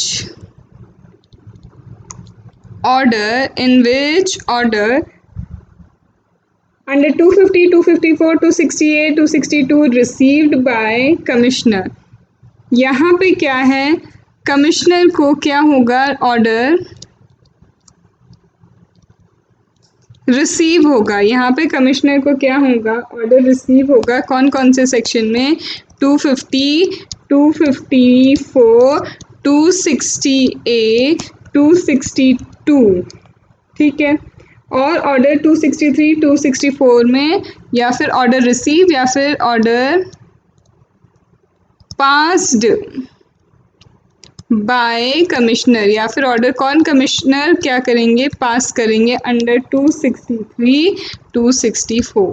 तो यहाँ बहुत ध्यान रखो, अगर इन किसी सेक्शन में ऑर्डर रिसीव होता है एओ को, AO receives an order and to give effect the order and to give effect to the order that has been received either in any of this section, तो assessment उसे कैसे complete करना होगा? within 3 months from the end of the month in which order अगर commissioner receive करता है तो commissioner को जब ऑर्डर रिसीव हुआ वहाँ से एंड ऑफ द मंथ देखना और फिर 3 मंथ्स काउंट करना, और अगर खुद कमिश्नर ने ऑर्डर पास किया है तो वहाँ से क्या होगा, वहाँ से एंड ऑफ द मंथ है और एंड ऑफ द मंथ से 3 मंथ्स आपको क्या करने होंगे, काउंट करने होंगे। यहाँ तक कोई दिक्कत है मैम? यहाँ तक तो कोई दिक्कत है ही नहीं। क्या मैं आगे बता सकती हूँ? Yes ma'am. Now if it's not possible for AO to give effect to such order within this period, कई बार हो सकता है AO बोले अरे 3 मंथ्स मतलब एंड ऑफ द मंथ भी बोल रहे हो, लेकिन 3 मंथ्स के अंदर मेरे लिए पॉसिबल नहीं है कि मैं क्या कर पाऊँ, ये ऑर्डर कंप्लीट कर पाऊँ। It's not possible for AO, it is not possible for AO to complete the assessment in this time, that is 3 months के अंदर वो कंप्लीट नहीं कर सकता, तो क्या होगा देन कमिश्नर को कौन रिक्वेस्ट करेगा? AO को रिक्वेस्ट करना होगा कमिश्नर को। AO को क्या करना होगा? AO have to request the commissioner. तो commissioner on receipt of request in writing by AO अगर सेटिस्फाइड है तो एडिशनल पीरियड ऑफ 6 मंथ और देंगे। He may allow additional period of 6 month to give the effect. तो यहाँ पे अगर ऐसा है तो क्या होगा, इसको क्या करना होगा, अप्लाई करना होगा। किसको अप्लाई करना होगा? To commissioner in writing, and commissioner on receipt of the request in writing if satisfied क्या करेंगे, एडिशनल 6 मंथ ग्रांट करेंगे। कितना? Additional period of 6 month. आया? यस मैम, यहाँ तक आ गया। जनरली 3 मंथ है और उसके बाद हमें क्या मिलेगा, एडिशनल पीरियड 6 मंथ मिल जाएगा। आगे करें? Yes ma'am. अब आगे क्या बोला है, ऑर्डर आया 250, 254, 268, 262, 263 या 264 का, ठीक है। और यहाँ पे वेरिफिकेशन की ज़रूरत पड़ती है। वेरिफिकेशन किसका हो सकता है? एनी इशू, ठीक है, कि डॉक्यूमेंट सबमिट करो या फिर किसी पर्सन को बुलाया, पर्सन को opportunity of being heard they रहे, मतलब बातचीत में टाइम जा रहा है, बातचीत में क्या हो रहा है, टाइम जा रहा है। तो यहाँ पे क्या बोला है, यहाँ बोला है अगर आपको ऑर्डर इन सारे सेक्शन में मिलता है और it requires what, and it requires what, verification. यहाँ पे वेरिफिकेशन की रिक्वायरमेंट है। वेरिफिकेशन ऑफ डॉक्यूमेंट हो सकता है, verification by submission of document, या फिर अदर पर्सन, या अपॉर्चुनिटी ऑफ बीइंग हर्ड। तो the order giving effect to said order shall be made within the time specified in 153(3). अगर ऐसा है तो फिर 153 सबसेक्शन 3 को आप एप्लीकेबल करेंगे, इसे नहीं। अब मैम 153 सबसेक्शन 3 हम अभी के अभी किए थे, क्या किया था? फ्रेश असेसमेंट का टाइमिंग था। तो यहाँ पे वही बोला है, अगर ऐसा है कि वेरिफिकेशन वगैरह है, अपॉर्चुनिटी ऑफ बीइंग हर्ड है, या फिर यहाँ पे आपको डॉक्यूमेंट्स वेरीफाई करने हैं, तो यहाँ के जो ऑर्डर होंगे, order shall be made with in the time specified, made with in the time specified. Timing आप यहाँ लगाएंगे, लेकिन ये फ्रेश असेसमेंट नहीं है, फ्रेश असेसमेंट नहीं है, पर टाइम शेड्यूल 153 सबसेक्शन 3 का एप्लीकेबल होगा। ये बात समझ में आनी ज़रूरी है। यस मैम, ये बात समझ में आ गई है। अभी कहाँ आई, अभी आगे और आएगी। अरे करो, चलो एनालिसिस करो मेरे साथ अभी अच्छे से। अब समझो ऑर्डर पास हो गया, कहाँ पे? सपोज करो 250 या फिर 254 या फिर 260। मैम इतनी बार क्यों बता रहे हो? ताकि दिमाग में बैठ जाए कि ये सेक्शंस हैं। इनके ऑर्डर जो हैं 250, 254, 268, 262, 63, 64 का कोई भी ऑर्डर है, ठीक है। Where order under this section क्या हुआ है, इशू हुआ है, ठीक है। और किसी एक्सपेंस को या तो अलाउ कर दिया या डिसअलाउ कर दिया, या इनकम टैक्सेबल या एग्जेम्प्ट कर दी, ठीक है, ठीक है। यहाँ पे क्या हुआ, किसी एक्सपेंस को क्या कर दिया, इनके ऑर्डर से किसी एक्सपेंस को या तो अलाउ किया है या फिर डिसअलाउ किया या फिर किसी इनकम को टैक्सेबल या एग्जेम्प्ट किया है, ठीक है। And in the said order, और इस ऑर्डर में क्या हुआ है, असेसमेंट को ना तो कैंसिल किया ना तो सेट असाइड किया, कैंसिल भी नहीं हुआ असेसमेंट, फ्रेश असेसमेंट वाली बातें नहीं हैं, ना कैंसिल हुआ ना ही क्या है सेट असाइड किया है। एंड एओ को डायरेक्ट नहीं किया गया फ्रेश असेसमेंट के लिए, इनकम एक्सपेंस का ये हुआ, इनकम को क्या किया, या तो एग्जेम्प्ट किया या फिर क्या किया, टैक्सेबल किया है, एग्जेम्प्ट या फिर क्या किया है, टैक्सेबल किया है, ठीक है। तो इस केस में क्या हो रहा है, एक्सपेंसेस, इनकम, एग्जेम्प्ट वगैरह ये सब किए। एओ को फ्रेश असेसमेंट के लिए बोला क्या, नहीं मैम, एओ को फ्रेश असेसमेंट के लिए नहीं बोला है। अब यहाँ पे समझना क्या होगा, यहाँ पे क्या हुआ, यहाँ पे अब क्या है, यहाँ पे ऑर्डर वगैरह पास हुआ लेकिन हाँ फ्रेश असेसमेंट के लिए नहीं बोला। अब जब यहाँ पे क्या कर रहे थे, ये सब ऑर्डर पास हुआ तो पता चला कि वेरिफिकेशन चाहिए, किसका वेरिफिकेशन, डॉक्यूमेंट्स का वेरिफिकेशन वगैरह करना है, डॉक्यूमेंट सबमिट होंगे या फिर एसएससी पर्सन को बुलाना होगा, अपॉर्चुनिटी ऑफ बीइंग हर्ड देना होगा। तो यहाँ कहते हैं एओ क्या करेंगे, AO shall pass modification order within 12 months from the end of the financial year.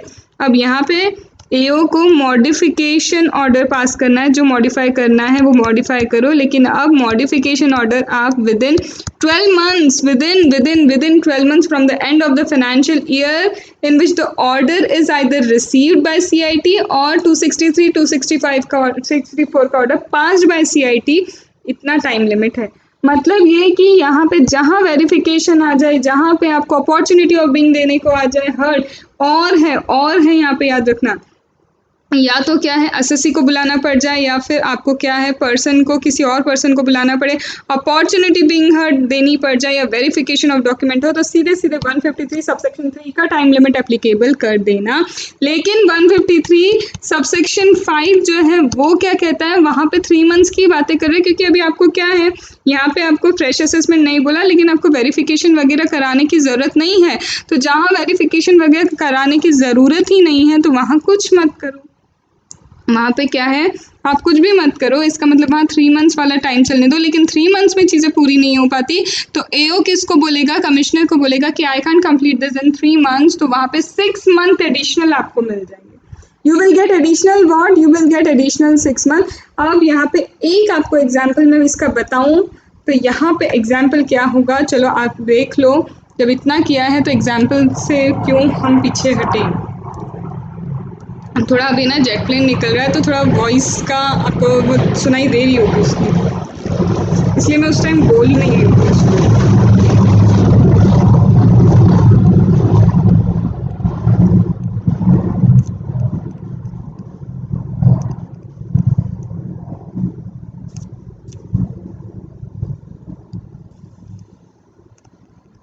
एओ ने क्या किया, एग्जाम्पल में एओ ने डिसअलाउ किया एक्सपेंस ए, कितने का था वो, लेट से 5 लाख रुपीज़ का एक्सपेंस था जो उन्होंने डिसअलाउ कर दिया, ठीक है, ओके कोई बात नहीं। एंड इनकम कितनी असेस की, यहाँ पे इनकम एओ ने असेस की है नियर अबाउट लेट से 30 लाख, ठीक है, income has been assessed by the AO 30 lakh under 143 subsection 3 and demand, but obvious demand create करा, ठीक है।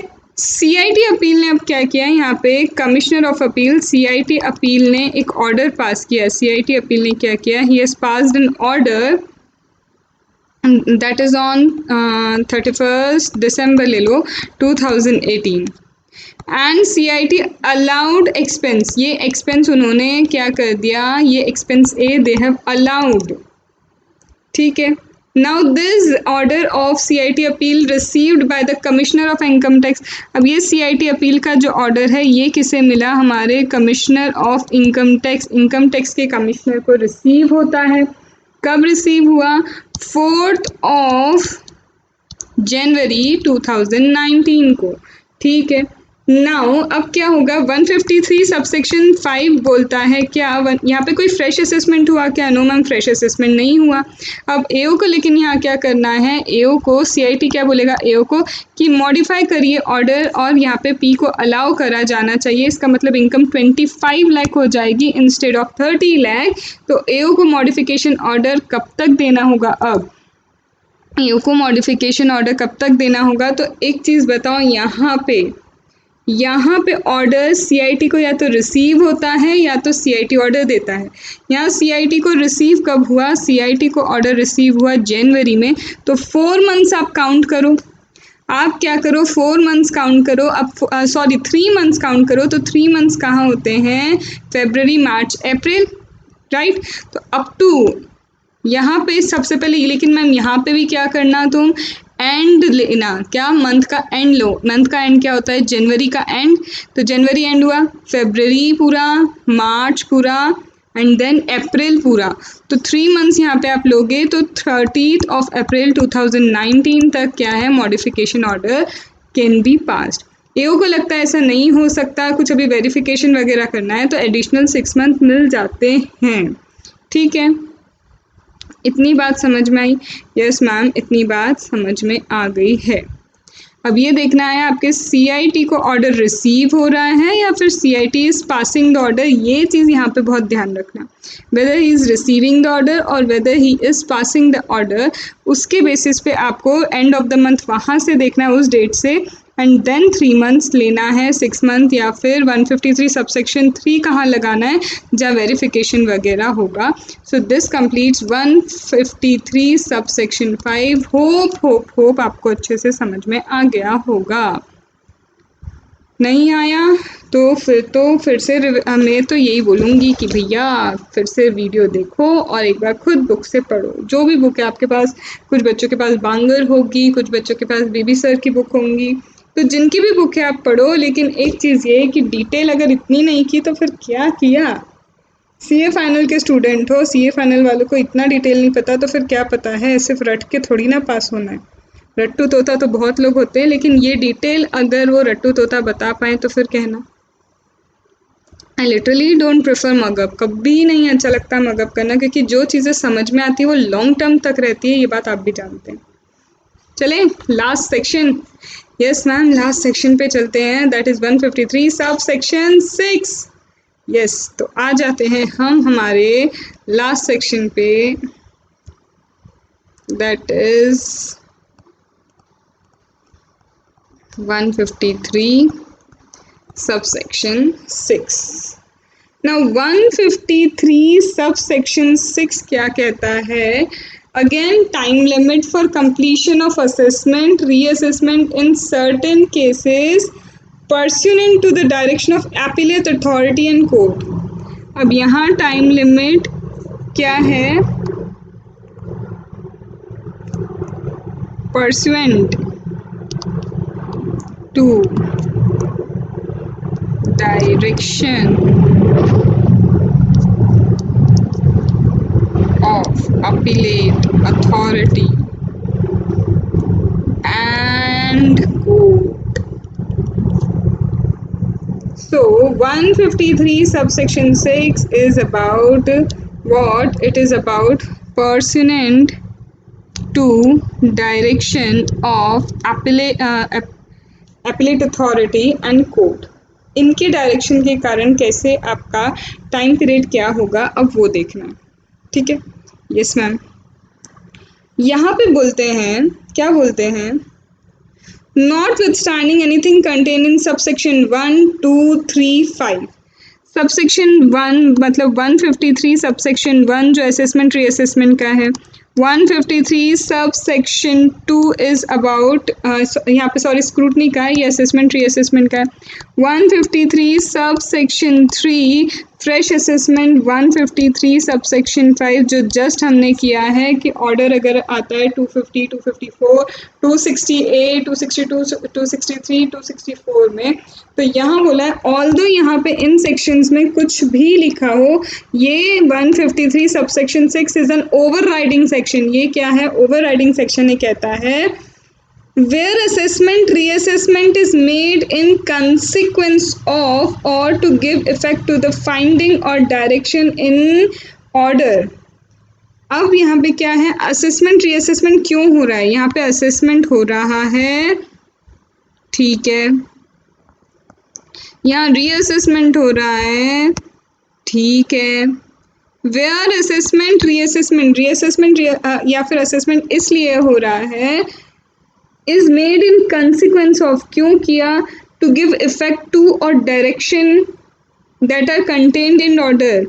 जस्ट बिकॉज कुछ पता चलता है, to give effect to a finding, कुछ पता चला, या फिर ऑर्डर जो है, ऑर्डर आया किसमें, अगेन 250, 254, 260A, 262, 263, 264 इनका ऑर्डर आता है ऑफ इनकम टैक्स एक्ट, और order of a court under any law for then such assessment reassessment, या फिर क्या है, ऑर्डर किसी कोर्ट का आता है, या फिर क्या है, किसी कोर्ट का आता है, कोई फाइंडिंग हुई, या फिर इनका ऑर्डर। देखो समझो मेरी बात, यहाँ पर डिफरेंस में आपको 153 सबसेक्शन 3 था फ्रेश असेसमेंट के लिए, 153 सब सेक्शन 5 था कि फ्रेश असेसमेंट नहीं है, लेकिन केस अपील होता है, अपील में कुछ चेंजेस बोलें तो मॉडिफिकेशन करने के लिए यहाँ आते हैं। लेकिन 153 सब सेक्शन 6 बोल रहा है जस्ट बिकॉज ये ऑर्डर है और ऑर्डर के कारण असेसमेंट रीअसेसमेंट है, कोई मॉडिफिकेशन नहीं है, ऑलरेडी किसी असेसमेंट का मॉडिफिकेशन नहीं है, ये तो ऑर्डर के कारण असेसमेंट या फिर रीअसेसमेंट स्टार्ट हो रहा है, या फिर कोर्ट का ऑर्डर है उसके रीज़न से असेसमेंट रीअसेसमेंट हो रहा है। तो ये रीअसेसमेंट, ये assessment shall be made before the expiry of 12 months. तो ये भी क्या होना चाहिए, ये असेसमेंट रीअसेसमेंट कब हो जाना चाहिए, before the expiry of 12 months, before the expiry of 12 months from end of month, from end of month, from what, from the end of month in which order received by CIT or passed by CIT। अब कब receive करेगा, कब पास करेगा, ये मैं already आगे आपको लिखवा चुकी हूँ, किन केसेस में CIT ऑर्डर पास करता है और किन केसेस में ऑर्डर रिसीव करते हैं। क्या ये बात समझ में आई? यस मैम, ये बात अच्छे से समझ में आ गई है, पक्का? यस मैम, अच्छे से आई, यस मैम। अब यहाँ पे 153 को एक बार मैं आपको फिर भी बताती हूँ, क्योंकि अभी एक चीज़ छूटी है इसमें। अब क्या मैम, देखो 153(6) क्या कहता है, ओवरराइड करता है इन सारे सेक्शंस को, कहता है जस्ट बिकॉज ऑफ फाइंडिंग या फिर to give effect to this order और ऑर्डर ऑफ द कोर्ट, अगर असेसमेंट रीअसेसमेंट होता है तो ये टाइम शेड्यूल है। CIT को जब ऑर्डर रिसीव हो या फिर CIT जब ऑर्डर पास करेंगे तो 12 months from the end of the month in which the order received और ऑर्डर इज पास्ड। ठीक है, यहाँ पे आपको क्या करना होगा, यहाँ पे इतने में असेसमेंट कंप्लीट करना होगा। ठीक है, इसका मतलब यहाँ ये समझो, यहाँ पे कोई असेसमेंट ना तो सेट असाइड हुआ है ना ही कैंसिल हुआ है। ठीक है, but direction is given in order passed, but क्या है, कोई डायरेक्शन ऐसा दिया है इन सारे ऑर्डर्स में जिसके रीज़न से क्या हो रहा है, as a result of which यहाँ पे क्या है, यहाँ पे कोई असेसमेंट रीअसेसमेंट क्या है पहले नहीं चल रहा था, but due to this order क्या हुआ, इन ऑर्डर से पता चलता है, सपोज करो कि इनकम एस्केप हुई है, तो यहाँ पे क्या हुआ है, income of any assessment year escape हुई है असेसमेंट, तो किसी तरह का असेसमेंट रीअसेसमेंट हो सकता है और वो असेसमेंट रीअसेसमेंट 12 मंथ्स में करना होगा because of the order of court. अब यहाँ ये जो असेसमेंट रीअसेसमेंट इस केस में देखा जाए तो सिर्फ दो ही ऐसे केस आते हैं, दो ही पॉसिबिलिटी है जब ऐसा हो सकता है, सिर्फ दो जगह ऐसी पॉसिबिलिटी है जब हो सकता है, वो दो जगह क्या है। अब डायरेक्शन दिया गया, ठीक है, यहाँ पे क्या है, डायरेक्शन दिया, now direction is given to exclude the income from total income of a person. अब ये क्या है, एक पर्सन है, इस पर्सन की टोटल इनकम से यहाँ पे ये इनकम को क्या करना है, एक्सक्लूड करना है और इसे इंक्लूड करना है इस पर्सन की टोटल इनकम में। यहाँ से एक्सक्लूड करो और यहाँ पे इंक्लूड करो, तो इस डायरेक्शन में आपका असेसमेंट रीअसेसमेंट ओपन हो सकता है एंड 12 मंथ्स मिलेंगे। ऑर्डर ऑफ कोर्ट का ऑर्डर आया, उसके कारण आपका असेसमेंट रीअसेसमेंट हो रहा है, तो एक पर्सन से दूसरे पर्सन में इनकम का शिफ्ट करना, या फिर डायरेक्शन इज गिवन, फिर से डायरेक्शन दे रहे हैं कि टोटल इनकम एक असेसमेंट ईयर से दूसरे असेसमेंट ईयर में ट्रांसफ़र करनी है, तब भी ये हो सकता है। तभी क्या हो सकता है, ऐसा हो सकता है। क्या बात समझ में आई? यस मैम, बिल्कुल आई कि या तो एक पर्सन से दूसरे पर्सन में इनकम जा रही है या एक असेसमेंट ईयर से दूसरे असेसमेंट ईयर में इनकम जा रही है। यस अब यहाँ पे आगे और मेरी बात सुनोगे? यस मैम, बिल्कुल सुनेंगे, अभी तक भी सुन रहे हैं, आगे भी सुनेंगे। यहाँ पे मेरी एक बात सुनना, क्या एन अपील इफेक्ट और रिविजन इफेक्ट, अब यहाँ पे मैं क्या बोल रही हूँ, एक अपील का इफेक्ट या रिविजन इफेक्ट आता है एओ को, ठीक है। ऑर्डर कहाँ पास हुआ है, वही 250, 254, 260A, 62, 63, 64 में 2 लगा लेना आगे, वहाँ पे ऑर्डर पास होता है, अपील इफेक्ट या रिविजन इफेक्ट आता है। एंड फ्रेश असेसमेंट का ऑर्डर नहीं है, ना ही डायरेक्शन दिया है, there is no direction to exclude income from one person to another या one assessment year to another assessment year, ऐसा नहीं है। ना तो क्या है, देखो एओ के पास ऑर्डर आया, एओ के पास इन्हीं सेक्शंस में ऑर्डर आता है, लेकिन ऑर्डर ना तो क्या है, ये दोनों केस वाला ऑर्डर भी नहीं है, ना ही क्या है फ्रेश असेसमेंट है, ना ये दोनों केस का ऑर्डर है, ना फ्रेश असेसमेंट है, ना ही क्या है ये दोनों का ऑर्डर है, ना ही क्या है फ्रेश असेसमेंट का ऑर्डर है।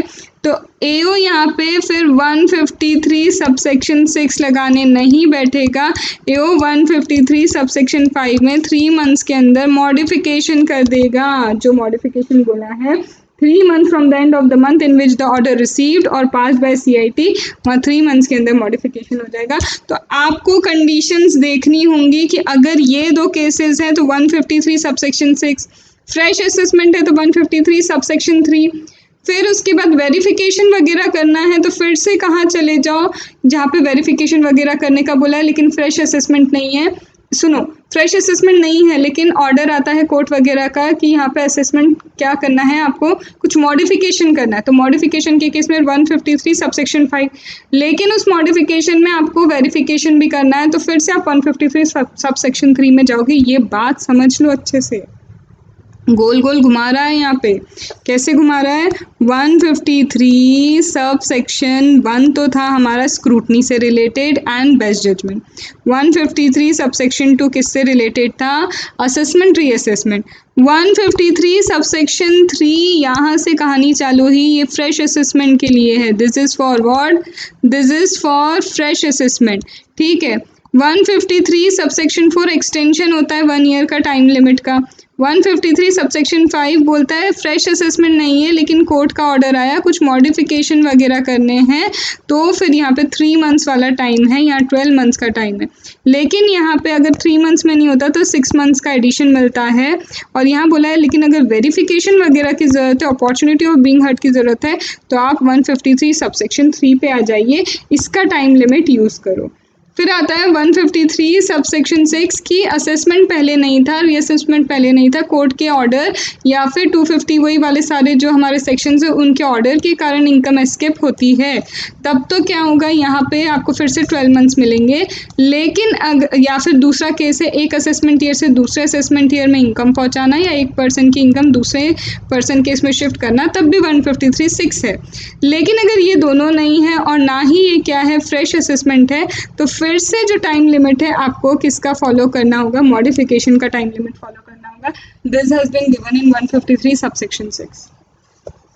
Yes, this is been given in 153 subsection 6। आ रहा है समझ में? मैम आ तो रहा है पर गोल गोल घूम भी रहे हैं, क्योंकि इसको आपको देखो टाइम क्यों लगा रही हूँ, थोड़ा तो समझ पा रहे हो ना कि मुझे बस यही बोल रहे हो मैम कितना लंबा वीडियो अपलोड करती हैं, कितने कितने लंबे। बेटा असेसमेंट प्रोसीजर स्कोरिंग है, और जब ये स्कोरिंग हमसे निकलता है और हम बोलते हैं ना डीटी तो बहुत टफ था, तो वो इसीलिए बोलते हैं क्योंकि हम तो रटन विद्या करके या फिर सिर्फ ऊपरी लेवल पे चीज़ें देख के गए हैं, इतना डिटेल हमने नहीं पढ़ा है। And DT wants detail study, that's a fact. ठीक है, अभी बस खत्म हुआ ना? अरे अभी नहीं खत्म हुआ बेटा जी, अभी आपको एक सेक्शन अभी और करना है। ये सब सेक्शन है, सेक्शन नहीं है ये, क्या है, सब सेक्शन है। 153 सब सेक्शन 6 क्लॉज 2, अभी ये बचा है 153 सबसेक्शन 6 क्लॉज 2। अब मैम ये क्या है, तो सुना रही हूँ ये क्या है। यहाँ देखो क्या बोला है, फर्म का केस है यहाँ पे। ये किसका केस है, फर्म का। ठीक है, this is the case of a firm. अब यहाँ पे क्या है, असेसमेंट तो हुआ, लेकिन असेसमेंट किसका होता है, पार्टनर्स का। Assessment of home, assessment of partner of firm. ठीक है, अब यहाँ पे क्या हुआ, इन case of a firm assessment is made of partners, assessment is made on partner of the firm। क्यों, इन कंसिक्वेंस ऑफ असेसमेंट और reassessment made on firm. Firm का सेक्शन 147 खुला और फर्म के 147 के कारण पार्टनर्स का भी असेसमेंट हो गया। यहाँ पे रीअसेसमेंट हुआ, यहाँ पता चला इनकम एस्केप हुई है, तो यहाँ पे क्या हुआ, पार्टनर्स का भी रीअसेसमेंट, पार्टनर्स का भी असेसमेंट हुआ। ठीक है, तो यहाँ जो असेसमेंट है, ये जो असेसमेंट है ये कंप्लीट हो जाना चाहिए before the expiry of 12 months from the end of the month in which assessment order is passed in case of firm. तो यहाँ पे 12 months from end of month in which assessment order passed in case of firm। Firm का जब assessment order pass होता है तो यहाँ पे क्या हो जाएगा, पार्टनर का भी असेसमेंट कंप्लीट हो जाना चाहिए इतने टाइम लिमिट में। इतनी बात समझ में आई? यस मैम, इतनी बातें तो समझ में आ गई हैं। अब यहाँ पे इसका थोड़ा सा मैं एनालिसिस बताती हूँ। फर्म ने क्या किया, अपने पार्टनर्स को रेम्यूनरेशन पे किया। ठीक है, फर्म के लिए तो वो डिडक्टेबल है।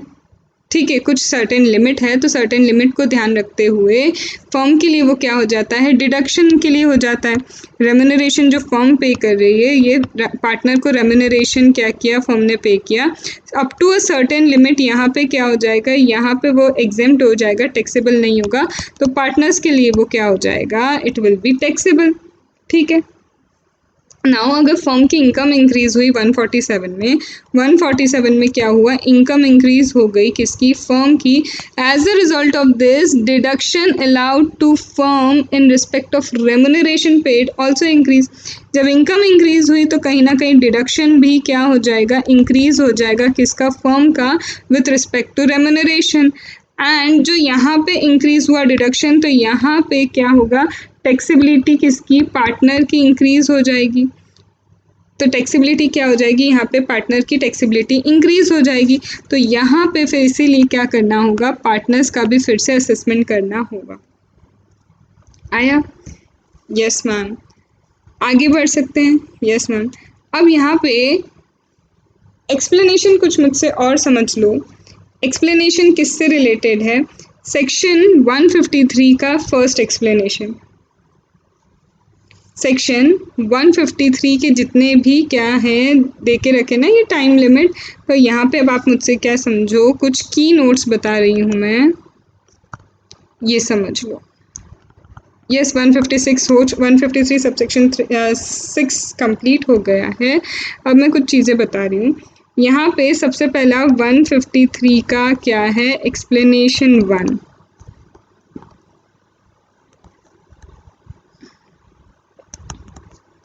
अब ये जो एक्सप्लेनेशन 1 है 153 का, ये क्या बोलता है, ये जो टाइम पीरियड आपको दिया ना 12 मंथ्स, कहीं पे 24 हो जाता है, तो this time period exclude while computing period of limitation, कुछ चीज़ें एक्सक्लूड करता है। क्या करता है? कुछ चीज़ें एक्सक्लूड करता है। तो यहाँ पे क्या क्या एक्सक्लूड होगा, एक्सप्लेनेशन 153 का दिया है।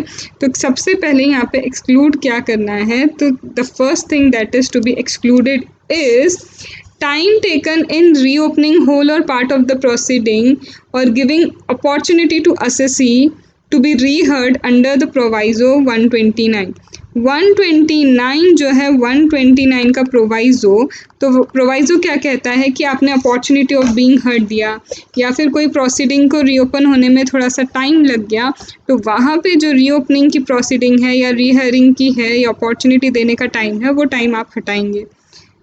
स्टे अगर लगाया है, स्टे बाय एन ऑर्डर, किसी तरह का स्टे वगैरह लगा है कोर्ट के थ्रू, किसी ऑर्डर के थ्रू या फिर क्या है बाय कोर्ट, तो वो टाइम लिमिट भी क्या होगा, आपके असेसमेंट के टाइम लिमिट से हटा दिया जाएगा।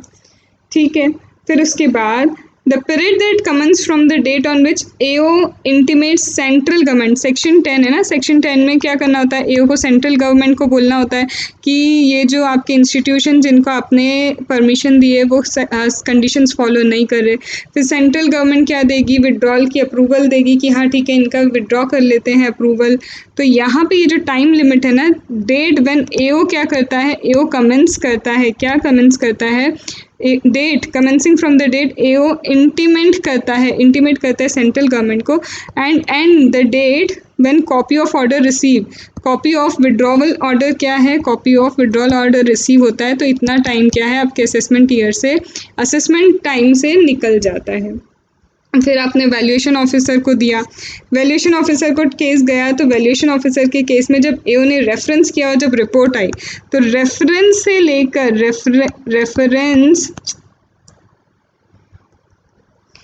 वैल्यूएशन ऑफिसर को दिया, तो जो रेफरेंस किया उस डेट से लेकर रिपोर्ट की डेट तक का जो टाइम है दैट विल बी एक्सक्लूडेड। ठीक है, फिर इसके बाद क्या आएगा, इसके बाद स्पेशल ऑडिट है, तो स्पेशल ऑडिट के केस में भी यही होना है कि स्पेशल ऑडिट करवाया, तो स्पेशल ऑडिट किया, जब नोटिस दिया स्पेशल ऑडिट के लिए, जब क्या किया, नोटिस दिया आयोग ने, जब डायरेक्ट किया कि आपका स्पेशल ऑडिट होना चाहिए,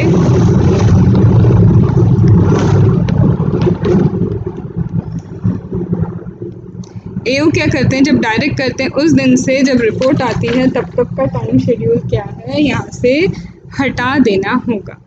ठीक है, यस मैम। अगर क्या है कोर्ट किसी तरह का डायरेक्शन है, डायरेक्शन आपने क्या किया, ये जो स्पेशल ऑडिट आया, स्पेशल ऑडिट का डायरेक्शन आप चैलेंज करते हैं कोर्ट में, तो कोर्ट का डायरेक्शन आने तक का जो टाइम लिमिट है वो भी एक्सक्लूड हो जाएगा असेसमेंट से, वो भी क्या हो जाएगा, असेसमेंट से एक्सक्लूड कर दिया जाएगा। ठीक है, नाउ आगे बढ़ें। यस मैम, बिल्कुल बढ़ते हैं। तो यहाँ पे आपको क्या देखना है, यहाँ पे आपको ये कुछ एक्सक्लूजन्स बताए हैं और दो एक्सक्लूजन अभी और हैं, दो एक्सक्लूजन अभी और हैं। मैम अब और कितना है, और कितना क्या करना तो पड़ेगा ना, छोड़ के तो नहीं जाओगे, छोड़ के जाना चाहते हो तो तुम्हारी रिस्क है, मैं तो कुछ नहीं बोल सकती, पर मैं छोड़ने दूंगी भी नहीं। समझाना है मतलब समझाना है। चलो,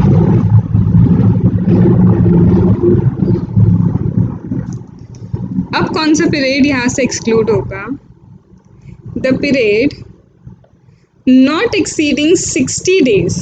ठीक है, the period that does not extend what, that does not exceed 60 days, which commence